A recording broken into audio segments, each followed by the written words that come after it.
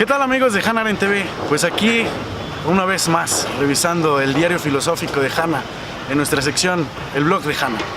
Y pues vamos a revisar precisamente el cuaderno número 2, que fue escrito entre septiembre y diciembre de 1950. Y revisamos muchas cosas. Aquí encontramos muchas cosas muy interesantes, entre ellas, por ejemplo, la dominación. Y aquí la primera pregunta, Enrique: ¿qué entiende Hannah por dominación? Pues en efecto, la pregunta es esa: ¿qué se entiende por dominación?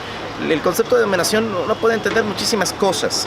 Sin embargo, Hannah Arendt aclara en este segundo cuaderno del diario filosófico: propiamente, dominar significa ser la espontaneidad del dominado, la nobleza sobre el vulgo, los mayores sobre los más jóvenes, los libres sobre los esclavos. Siempre despojar de la mayoría de edad, es decir, despojar al otro de su espontaneidad.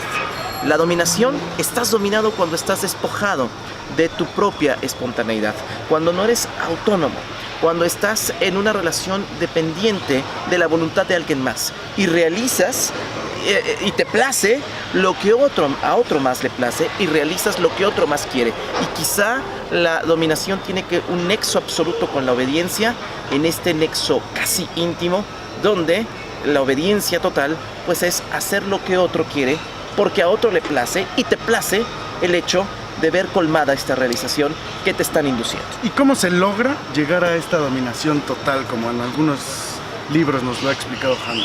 La dominación total tiene que ver con otro tipo de cuestiones de carácter absolutamente públicos. La idea es que siempre el individuo tendrá un resquicio, tendrá la posibilidad de resistir, tendrá la posibilidad de hacer comenzar algo nuevo, de ser alguien que accione, no un ejecutante. El que domina a un dominado está ejecutando su voluntad a través de otro, y entonces te conviertes no en una persona, sino en un instrumento de una voluntad ajena. Sin embargo, la idea es que siempre, como individuo, como persona, puedas demostrar tu calidad autónoma y puedas dejar de ser un instrumento, dejar de ser un ejecutor de algo, para convertirte en alguien que acciona, para hacer acción concertada, para lograr tener tus propios fines y tus propios objetivos. Y es que la dominación está íntimamente ligada con el tema del comienzo. Y el comienzo también, por otra vía, desde otra perspectiva, está íntimamente ligado con el tema de la política. La conexión entre dominar y comenzar, la alabanza del tirano, fundada en que el tirano solo necesita ser el comienzo del bien o del mal, y todos lo seguirán. Su privilegio es ser el primero en iniciar la marcha por el camino que sea. La alabanza de la tiranía no para la conservación y conducción de una politeia, sino que su introducción y su fundamentación. Aquí todo esto, que quizás sea un poco abstracto, se puede descifrar de una manera muy simple. ¿Acaso la fundación es un acto absolutamente tiránico?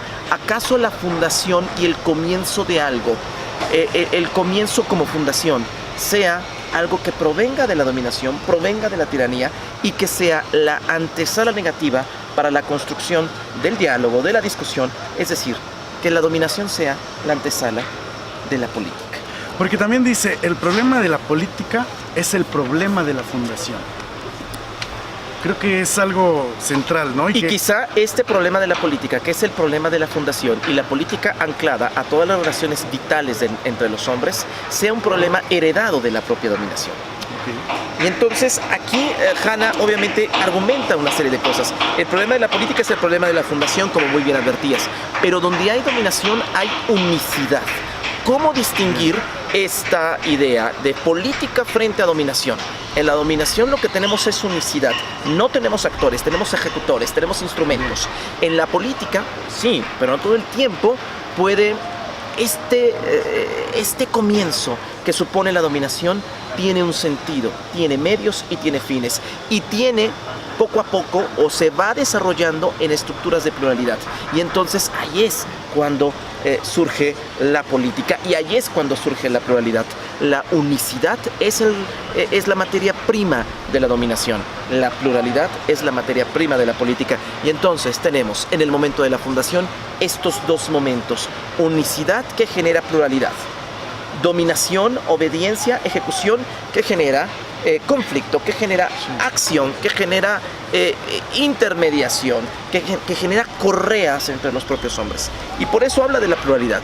Dice, hay que distinguir por completo la pluralidad de los hombres y los pueblos y su desigualdad fundamental.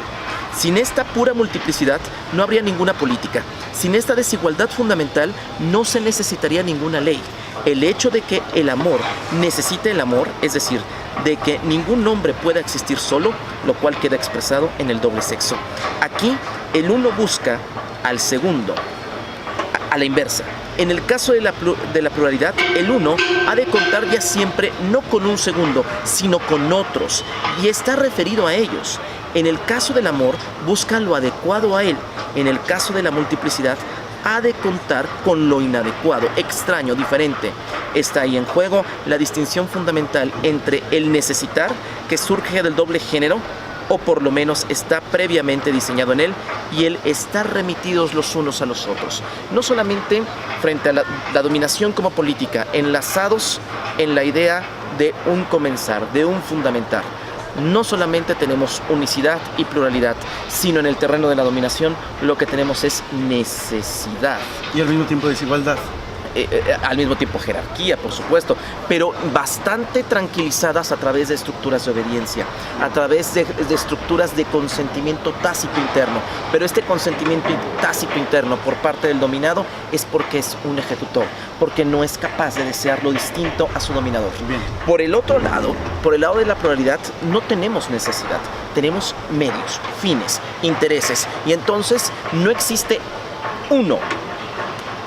Lo que tenemos es otros. Y como muy bien dice, correas de transmisión.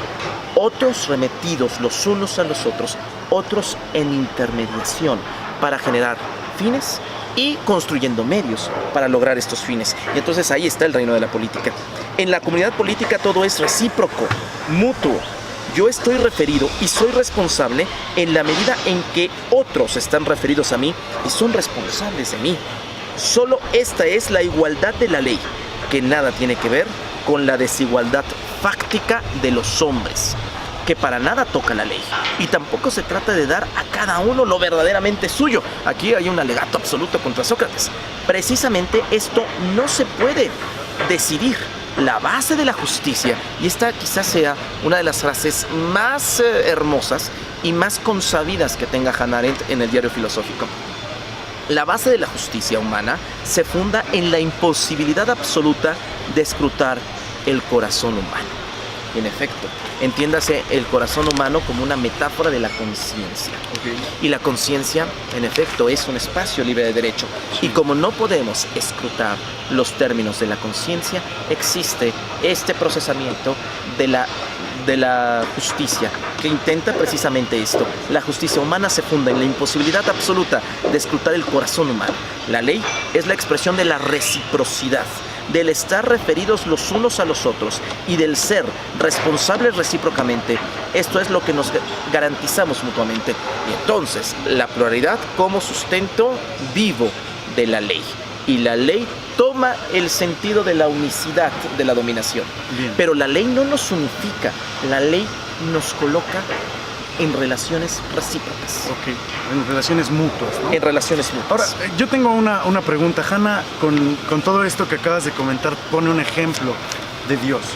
Y Dios, Hannah, como nos lo ha venido explicando en el diario, dice que Dios crea al hombre, pero no a los hombres. De la misma manera que Dios creó a la naturaleza, pero no a la materia. Esto, ¿cómo se puede unificar con todo lo que nos acabas de decir?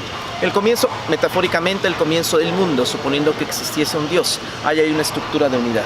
Y a partir de la estructura de unidad de lo divino, se crea todo lo demás. Pero en efecto, todo lo demás no es parte de la naturaleza. Son hombres con fines, con objetivos, con medios. Y entonces hay un árbol y hay una manzana para hablar del Génesis. Entonces hay un objetivo y hay un medio y hay un fin. Bien. Y hay una relación de poder.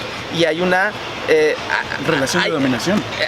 Se rompe la dominación en la relación de poder. Y hay alguien que está en el etéreo, que es luz y que tiene que demostrar quién manda. Y entonces hay una expulsión. Bien. Quizá esa sea una posible respuesta. Termina con algo muy interesante. El dominador no es un tirano. Sin embargo, el tirano no puede prescindir de la dominación. Si el hombre es el tema, y aquí está justamente en la parte final de este segundo cuaderno, de esta primera parte, si el hombre es el tema de la filosofía y el sujeto de la política, son los hombres. Consecuentemente, en el totalitarismo se produce una victoria de la filosofía sobre la política y no la inversa. Es como si la victoria definitiva de la filosofía significara la eliminación definitiva de los filósofos. Quizá se han hecho superfluos. Esta nota, que es una nota que está en cursivas, que está entre corchetes, que está casi entre paréntesis, es un alegato a lo que se está viviendo justamente a las revisiones de los años 50 con respecto a lo que pasó exactamente 5 años antes si nos vamos al 45, 10 años antes si nos vamos al 40 y si nos vamos al 33, con todos los ascensos de los totalitarismos en Europa. Y entonces la lectura, Hanna está trabajando al mismo tiempo que está escribiendo su ideario filosófico en la obra de la teoría política más importante del siglo XX, que son Los orígenes del totalitarismo, que se va a publicar justamente un año después, en 1951. Y entonces Hanna está trabajando en los orígenes del totalitarismo, y la idea que se tiene es que el totalitarismo implicó el fin de la política. Y entonces lo que Hanna dice es, realmente lo que implicó es el fin de la filosofía, pero por el triunfo de la filosofía. ¿Por qué Hanna podrá decir que es una nota que por supuesto es una especie de proyección de lo que escribirá en los orígenes del totalitarismo? ¿Por qué Hanna puede decir algo que parece todo un atentado contra Hegel, contra Kant y contra toda la tradición del pensamiento filosófico occidental? Porque la filosofía tiene un dejo tiránico. Las ideas son absolutamente tiránicas. Y entonces fue una visión filosófica o antifilosófica, quizá se han hecho superfluos los filósofos, filósofa o antifilosófica, pero al final de cuentas una idea que terminó dominando de manera absoluta y total el comportamiento de los hombres en la Europa de los años 30 y 40. Y entonces dice, el triunfo de la filosofía es el triunfo de la tiranía de las ideas, que convirtió en una idea sobre la pluralidad.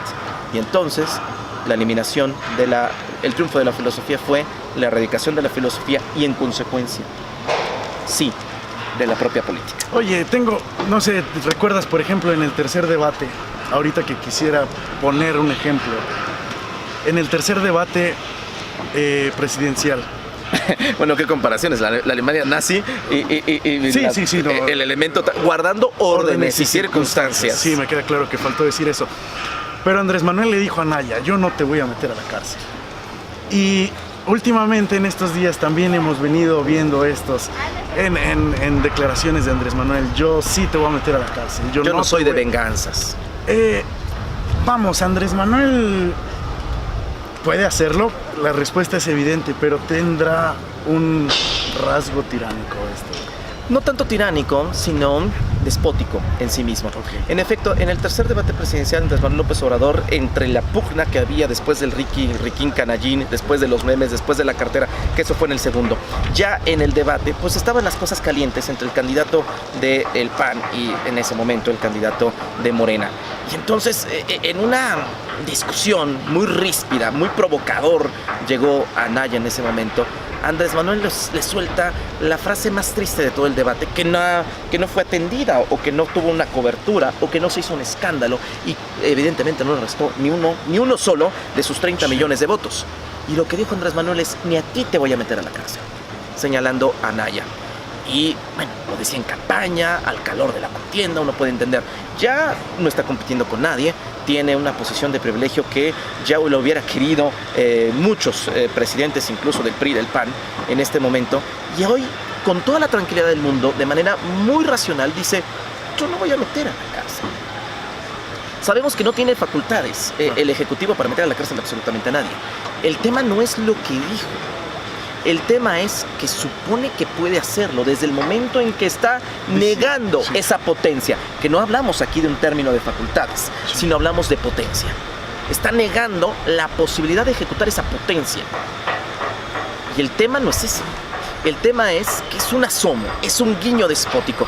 Tampoco hay que desgarrarnos las vestiduras, porque el ejercicio del poder, un descubrimiento quizá de Maquiavelo, lleva de manera, y algo confirmado por los liberales clásicos, lleva en buena medida una dosis moderada de despotismo. Aquí lo que estamos viendo es un guiño despótico, porque alguien sabe o supone que puede hacer lo que la ley nos prohíbe. Bien. O lo que la ley no permite, y eso es despotismo. El despotismo es un usurpador del poder soberano, decía Rousseau. Y entonces, si alguien cree que puede hacerlo, es porque no tiene ningún límite para hacerlo. Bien. Y esa es justamente una preocupación que no se va a resolver hoy, No. ni mañana, sino quizá en los próximos 3 años, cuando la legislatura, esta legislatura donde Morena es una gran fuerza, pues se regrese a las urnas, regrese en la posibilidad de la reelección de algunos y regrese a cobrar fuerzas. ¿Y por qué hablamos de la legislatura? Porque es el despotismo quiebra la reciprocidad de la ley. Y entonces esta legislatura recibirá los favores Y pagará lo que o tenga. pagará lo que tenga que pagar de lo que sea en los próximos 3 años. Pero eso en Enrique. 3 años. Muchísimas gracias. De nada.